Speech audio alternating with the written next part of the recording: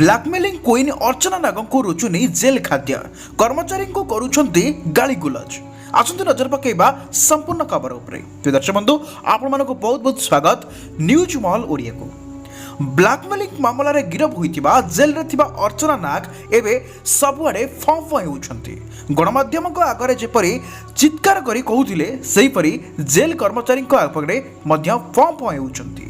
Jail खाद्य को ताको रुचु नथिबारु कर्मचारी को गाली गुलज करूछंती और जेल रो कैंटीन रो खाद्य मगाई खाउछंती। गतकाली अर्चना को राति रे रुटी और संतुला खाइबा को दिया जाइतिला, हेले अर्चना ताहाको न खाई फिंगी देइतिबा सूचना मिलिछि। आहुरी मध्य इटी प्रवर्तन निर्देशालय तांको बेआईनी संपत्ति तदंत करिबा खबर जानिबा परे अर्चना नाग राग मुंड को चढ़ीछि।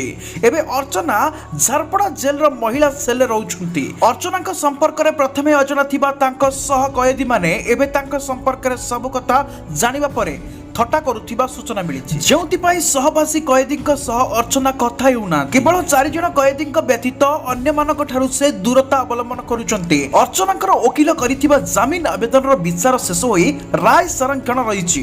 अन्यपटरे एही मामला रे खूब शीघ्र कोर्ट रे चार्जशीट दाखल करिबा बोली जणे वरिष्ठ पुलिस अधिकारी कहिछन। पुलिस अभियोग करिथिबा पीड़िता एवं फिल्म प्रयोजक को बयान रेकर्ड करिछि। एही मामला रे एकाधिक साक्षी को मध्य पुलिस पचरा उचरा करि सारिछि।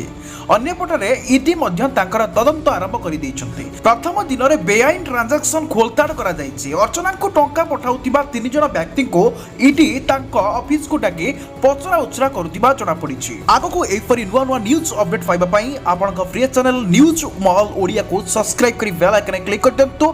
वीडियो को गोटे लाइक करंतु।